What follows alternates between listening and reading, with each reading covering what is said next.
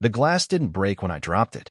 Just a fine crack at the base, a spider web of quiet ruin that rolled under the buffet table like it knew I wouldn't chase it. Nobody noticed. Not the guests laughing too hard at my wife's joke, the punchline being, of course, me. It was our anniversary party. 10 years. A whole decade of polished appearances, photo frames filled with vacation smiles, and 1,000 tiny moments we pretended meant more than they did. She stood across the room glowing under string lights, raising her glass, basking in attention like a cat in a sunbeam. She says I overthink everything. She laughed to the crowd, even restaurant menus. I asked him to pick a place for dinner once, just once, and he printed out a spreadsheet with Yelp reviews. Polite laughter. I smiled. Or tried to. That joke? It was 6 years old. But tonight, she found a new flavor in it. She twisted the punchline just a little, added a look toward me that said this isn't just funny, this is real. Everyone clapped. Everyone but me. When it was over, and the guests were moving to the dessert table, she leaned in and whispered like it was nothing. You could at least pretend to laugh, Albert. It's just a joke. Then she kissed my cheek with the precision of a stage cue. Later, I was in the kitchen rinsing champagne flutes when she floated in behind me. You're being moody, she said, fingernails tapping the counter. I need you to be better than this. That was Darla's favorite phrase. Be better than this. Translation. Don't embarrass me.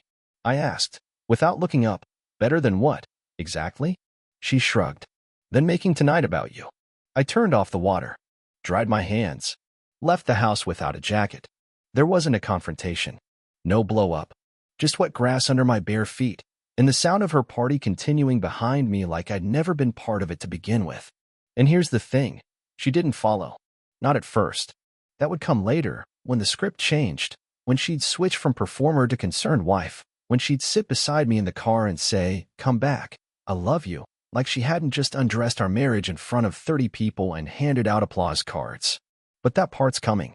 This was just the crack at the base of the glass. The driveway was dark. Cool air settled into my collarbone as I stood there, hands in my pockets, wondering how many people were still inside sipping wine and complimenting her on the cheese board. I should have been proud of that cheese board. I made it. Imported manchego, local honey, dried Turkish apricots. She didn't mention that during the toast. The door creaked open behind me. Her heels clicked against the concrete like they were chasing an echo. Then her voice, low and sweet and entirely staged. Albert, come back inside. Don't make a scene. There it was again. Not are you okay? Not I'm sorry. Just that line. A reminder. Don't make a scene. She stepped beside me, arms crossed, dress still flawless, perfume still curated. You embarrassed me, she said. Not, I feel bad. Not, I went too far. Just that. I embarrassed her. I laughed, dry, cracked, humorless. You called me pathetic in front of 30 people, Darla. You were acting weird, she snapped. Hovering. Looking lost. I didn't know what else to do. I turned to her, hands trembling now, but my voice was still flat as old coffee. You could have talked to me like a person. Like a husband. She blinked. Just once. Can we not do this out here? She whispered. Please. I could have let it go. That's what I'd done for years. Smoothed the tension. Covered the cracks with warmth. But tonight something had shifted. There was no warmth. No smoothing. Where are you going? She asked as I moved toward the car. Anywhere that isn't here, I said. She reached for the key, panic rising like steam. Don't go. Not like this. That's the problem, Darla. I looked at her one last time. You didn't expect me to feel anything at all. And with that, I left her standing in the driveway, 10 years of marriage wrapped around her like a coat that didn't quite fit anymore. I didn't know where I was headed yet, but I knew it wasn't back into that house. I checked into the Evergreen Motel at 11:47 p.m. The guy at the front desk didn't ask questions. Probably assumed I was another sad-eyed husband trying to outsulk a suitcase. The room smelled like floral detergent and television static. One queen bed. A scuffed dresser. A mirror that seemed too honest. I didn't unpack. Just sat on the edge of the mattress and stared at my reflection. 10 years of trying to be the stable one had carved lines into my face I hadn't noticed before. I looked like a man who took other people's burdens and converted them into silence. I replayed the night. Her voice. The laughter. That sentence, "You were acting weird," still echoing like some kind of courtroom testimony. I reached into my coat pocket and pulled out my phone. For a missed text from Darla. Come home. We need to talk. I didn't mean it like that. Please. I can't sleep. I didn't respond. Not because I was trying to be cold, but because I knew if I replied, she'd think the door was still open. And right now, I wasn't sure it was. Instead, I opened the Notes app, tapped in one sentence. You don't fix a cracked glass by pouring more wine into it. Then I turned off the lights. Tried to sleep. I couldn't. Because the truth was simple and loud. The woman in my house wasn't the woman I married. She looked like her. She dressed like her. But somewhere between last year's ski trip and tonight's wine-soaked punchline, she'd been replaced by someone who didn't mind humiliating me for applause. And that's when I realized I'd been too focused on surviving the storm to notice I was drowning in drizzle. The next day, I woke up to the sound of a leaf blower and the realization that motel pillows don't soften heartache. They just make your neck hurt. I checked my phone, 8 more texts from Darla, all shades of emotional. One even said, "You're overreacting." It was a joke, right? And a scalpel is just a letter opener. I ignored them and drove back toward the house, not to make peace, just to get my laptop and a few work clothes. The kind of stuff a man grabs when he's not sure if he's moving out or just moving on. It was early afternoon when I pulled into the driveway. The place looked the same, but it didn't feel the same. My key still worked, but something about turning it in the lock felt like trespassing. I stepped inside. The house was too clean, too staged. Like a realtor had come through with a checklist titled, "Erase the husband." My sneakers weren't by the door. My coat was missing from the rack. Even the magnet I always used to pin up takeout menus on the fridge had been swapped with a ceramic avocado. I stood there for a second, scanning the familiar kitchen like it was crime scene evidence. And then I heard laughter. Not from the TV. Not from upstairs. Laughter, close. Real. I followed it. The dining room. There she was, Darla, seated at our table, sipping coffee, barefoot, hair in a bun like it was Sunday morning. Across from her sat a man I'd never seen before. He had the audacity to wear my favorite color, navy, and the even bolder audacity to eat scrambled eggs off my wedding china. I froze in the doorway. Darla looked up, startled, like she'd just seen a ghost. And in a way, maybe she had. "Albert," she said, voice catching. "I didn't know you were coming." I finished for her. Clearly. The man turned around slowly, then stood. He wasn't tall, but he had that polished smugness people mistake for confidence. "Hey," he said, as if I'd walked into a dinner party I wasn't invited to. I gave him nothing. Darla stood, pushing her chair back too quickly. "This isn't what it looks like," she started. I looked at her. "You sure about that?" "Because from where I'm standing, it looks like brunch with your backup plan." "Elle, please?" "Who's he?" I asked, cutting her off. I still locked on the stranger. He opened his mouth, but Darla spoke first. "His name is Colin. He's a friend." "Of course," I said. "Just a friend who uses our guest mug and eats his eggs in my seat." Colin raised both hands. "Look, man, I don't want trouble." "That's funny," I said. "Because you're having breakfast in the middle of it." "Albert, stop," Darla said, her voice sharper now. "You disappeared. I didn't know if you were coming back." "And this is how you grieve?" I asked. "With table settings and just friends?" She didn't answer. Just stared at the floor like it might offer a lifeline. "Don't worry," I said, already backing up. "I just came for my laptop. Wouldn't want to interrupt your healing." I walked past them, up the stairs 2 at a time. My breath felt tight, like I'd swallowed an iron. The office door was slightly ajar. She'd been in here. My desk was neater than I'd ever kept it. Sanitized. Stripped of me. The laptop was right where I left it. So was the old fountain pen she gave me on our 5th anniversary. I pocketed it. Petty? Maybe. But it was mine. As I was heading back down, I paused by the hall mirror. I didn't look disheveled. I looked composed. That's the thing about betrayal. It doesn't always show up in tears and broken plates. Sometimes it's just a man in a clean shirt, carrying his own silence down a staircase. Darla was waiting by the door. "Please, can we talk?" she said, voice barely above a whisper. "About what?" She glanced toward the dining room, where Colin was probably pretending to scroll through his phone. "Albert." "I didn't plan this." "No," I said. "You planned the party. You planned the speech. This? This is just the encore." "Elle did." "I gave you 10 years," I said. "You gave me a punchline and scrambled eggs." I opened the door. She followed me onto the porch. "Where are you staying?" she asked. "Motel," I said. "It's not great, but at least the bed doesn't whisper insults." She flinched. And then, just as I stepped off the last stair, she said it, the thing that changed everything. I didn't think you'd notice. I stopped cold. There it was. Raw. Honest. Ugly. Not I didn't mean it. Not I was confused. Just I didn't think you'd notice. I turned, slow and measured. That's the problem, Darla, I said. You stopped seeing me. So you assumed I stopped seeing you. She opened her mouth, then closed it again. Tell Colin, I added. He left his watch on the sink. Rookie mistake. Then I walked to my car. I didn't drive off right away.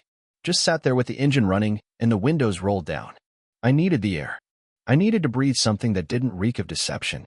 Because that's the thing about betrayal. It doesn't show up with fanfare. It sneaks in on tiptoes, pours a second cup of coffee, and sits across from you smiling. The next morning, I changed the locks. Not out of spite.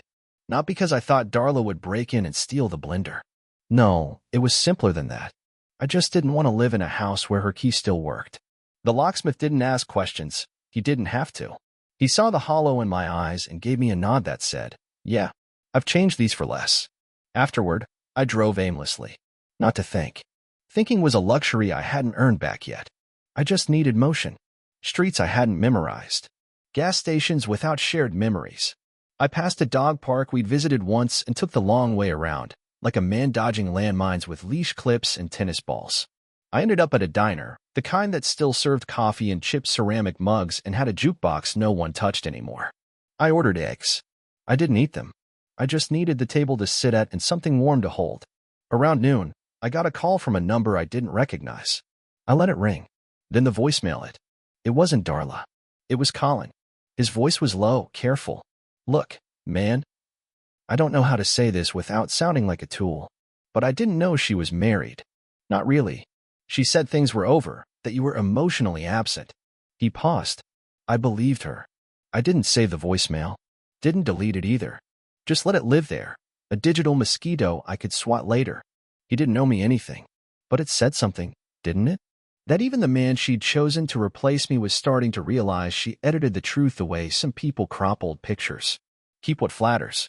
Toss what doesn't. I went back to the motel around 3 p.m. The TV was still set to the Weather Channel, probably because I didn't remember turning it off. Rain on Thursday, they said. A storm coming in.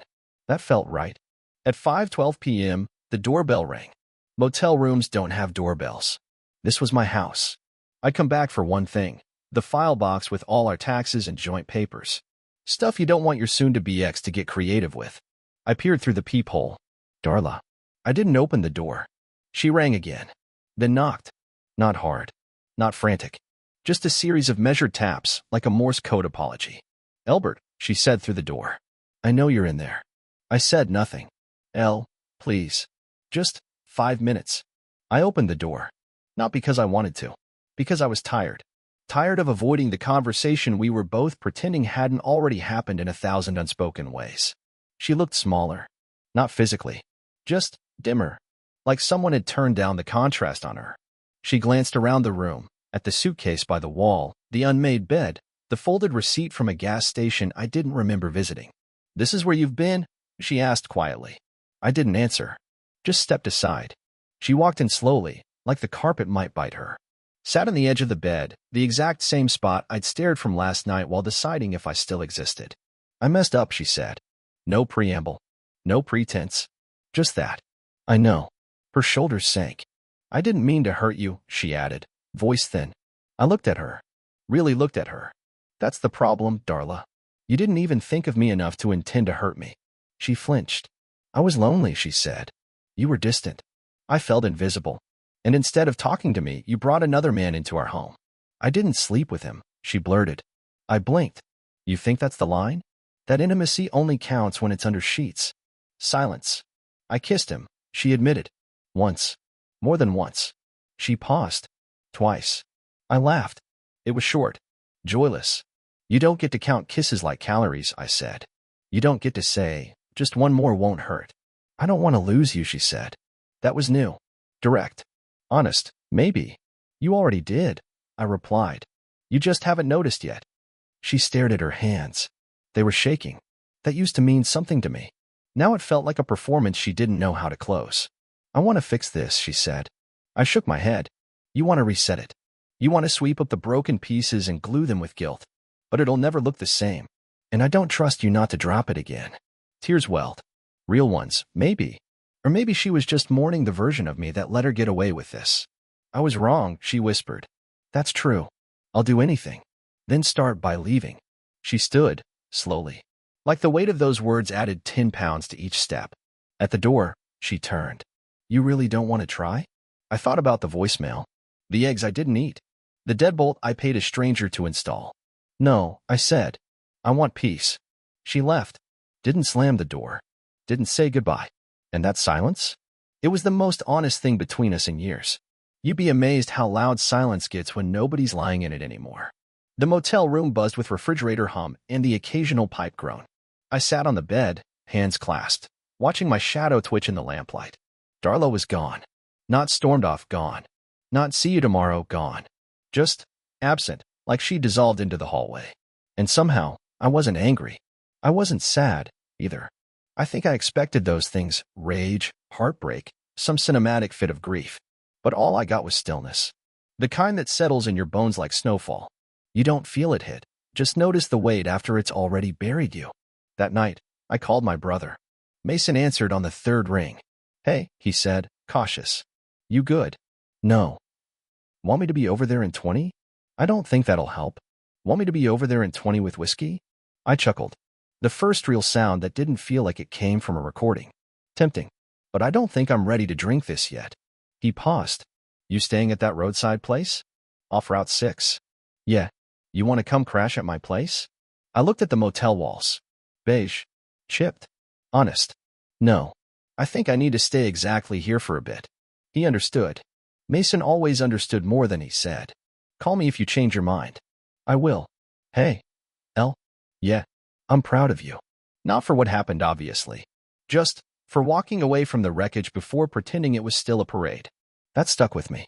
After the call, I stepped outside. It was cold, and the gravel crunched under my shoes like brittle promises. I lit a cigarette I didn't plan to finish, just something to do with my hands. Across the lot, a couple argued quietly near a red sedan. The man gestured too much. The woman looked bored. That used to be us. Only we didn't argue in parking lots. We argued through tone, through silence, through public jokes with private daggers. I went back inside and opened my laptop. Inbox, 34 unread emails. 2 were from work. 1 was from my cousin about some family brunch. The rest were from Darla. Subject lines like, please read this. Can we start over? I miss you. I wasn't myself. I read them. Every last one. Most people don't understand how exhausting forgiveness can be. They think it's this warm, healing thing. But sometimes, forgiveness is just a slow suicide. Death by self-erasure. And I'd done enough of that already. I closed the lid. Lay back. Let the motel ceiling talk me to sleep. When I woke the next morning, there were 3 more emails. The last one was a photo. It was from our anniversary, 3 years ago. We were on a rooftop in Asheville. She had that red scarf on, the one I always said made her look like she belonged in an indie film.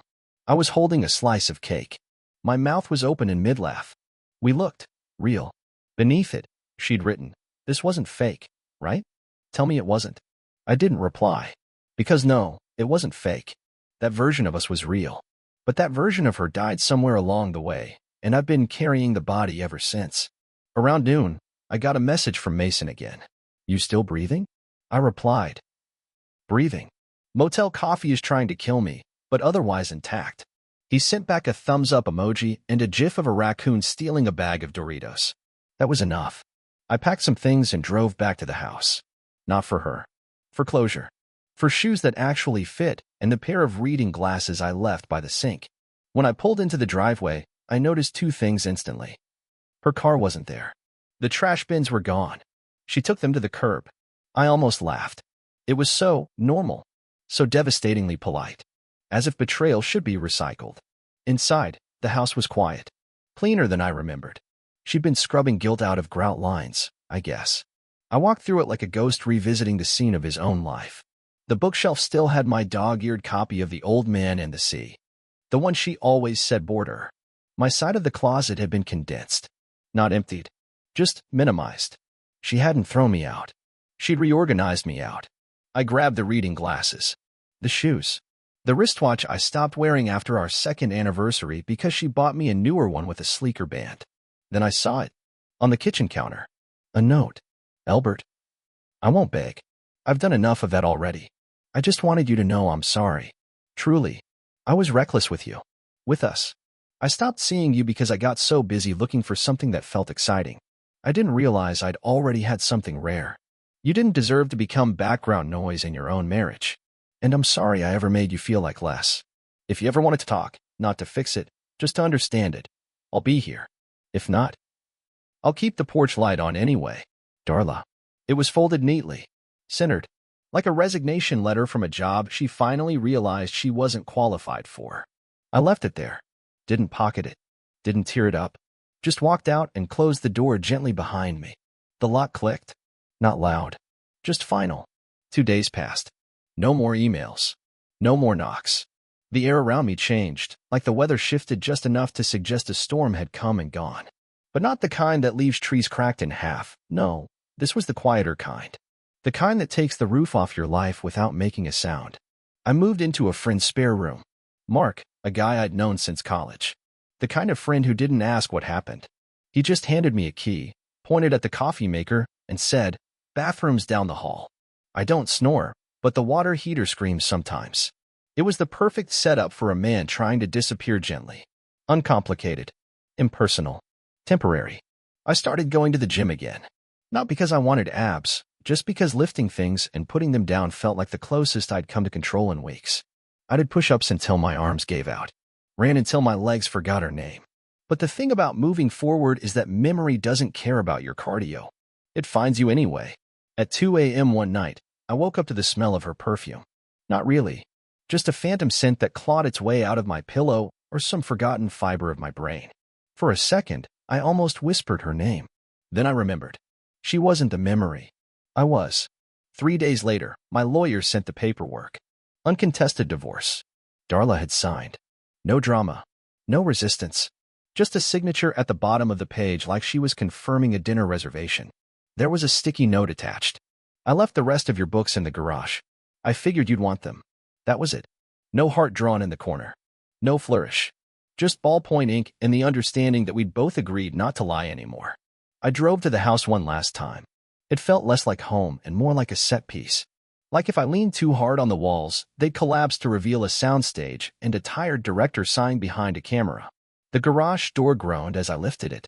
There were my books. For cardboard boxes labeled in her handwriting. His stuff. She could have said, Albert's books or old novels. But no. His stuff. Like I was an entire category now. I stood there for a long minute, just staring at the boxes. That's when I noticed something odd. One was heavier than it should have been. I opened it. Inside, buried beneath paperbacks and receipts from our honeymoon bookstore haul, was the photo album. The one we started on our 3rd year together. We stopped updating it around year 7. Around the time things got quieter. More, what's for dinner? And less, let's go somewhere. I flipped it open. There we were. Darla in that ridiculous sun hat. Me squinting at a map in Italy. Her barefoot in the backyard with sparklers. My face covered in flour the night we tried to make croissants and nearly burned the apartment down. Each photo was a reminder that once, for a while, we were really in it. Not just living together, living for each other. But then I saw the last photo. It was me, alone on the couch, book in hand. She must have taken it without me knowing. I was smiling, just slightly, like someone caught mid-thought. It was dated 18 months before everything fell apart. That hit me harder than anything else. Because it wasn't some posed picture from a vacation. It was her seeing me in a moment of nothing, and thinking it mattered enough to capture. I closed the album. Maybe she had loved me. Or maybe she just loved the version of me she could contain. Either way, it didn't matter anymore. The paperwork was signed. The door was closed. I loaded the boxes into my car. Drove off without looking back.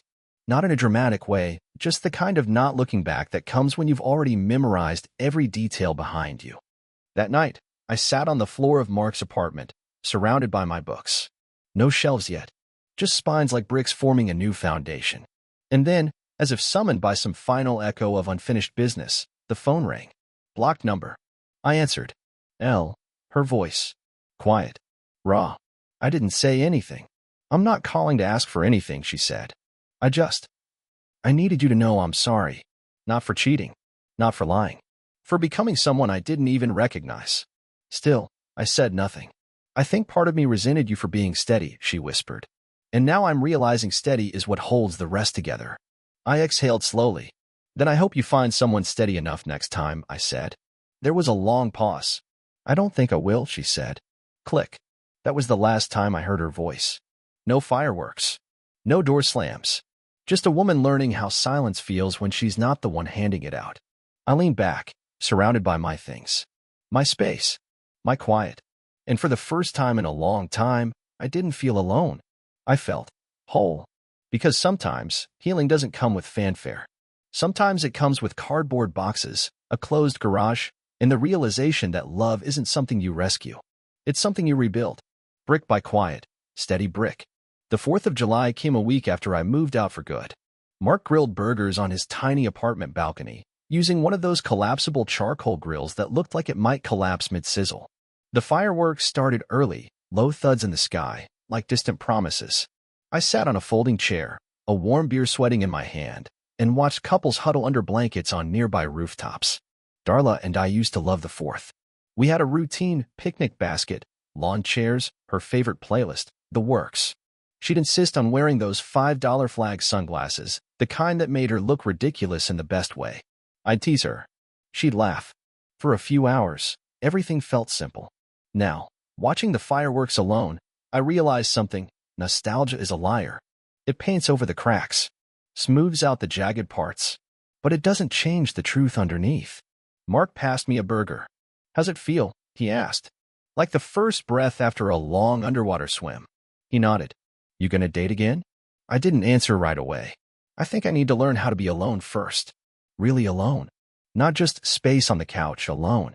Mark clinked his beer to mine. Smart man.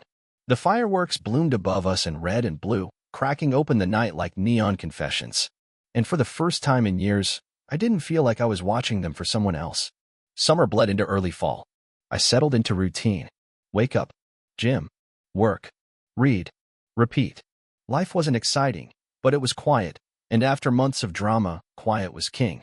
Then, one Friday evening, I came home to find an envelope taped to the door. No return address. Just my name, printed neatly. Inside? A photo. Darla and a man I didn't recognize, sitting in what looked like the rooftop bar she used to love. His arm around her. Her smile so wide it looked rehearsed. No caption. No note. Just the image. I flipped it over. A timestamp. Last week. The back corner bore a watermark from a private investigator's office. That's when I knew. This wasn't random. Someone sent this to hurt me. Someone wanted me to see. I didn't have to guess who. There was only one person who'd benefit from showing me this now. Colin. Apparently, my quiet exit didn't sit well with everyone. Some people needed to win. Needed to watch their opponents crumble. I didn't crumble, but I did begin to plan. Revenge isn't fire. It's ice. Clean. Calculated. Quiet. I didn't go full movie villain. No late-night stalking. No burning photos. I didn't need to. I had something better. Receipts. Real ones. I pulled up every email Darla ever sent from our joint accounts. Every photo. Every shady invoice. Every fake work trip. Every shared cloud file she forgot to unshare. I compiled it all. One neat file. Then I contacted her boss. Not out of pettiness. Out of curiosity. Hi. I said over the phone. Just wanted to confirm if Darla's expense reports from March align with company policy. I found some discrepancies. Silence on the line. Then it clipped. Can you forward what you have? I did. Her affair hadn't just cost our marriage. It had cost her job. 3 days later, I got a text from a number I didn't know. You couldn't just let it go. I stared at it for a long time. Then replied. I did. You just didn't notice. I never heard from her again. And I didn't need to, because revenge wasn't about watching her fall. It was about watching myself stand.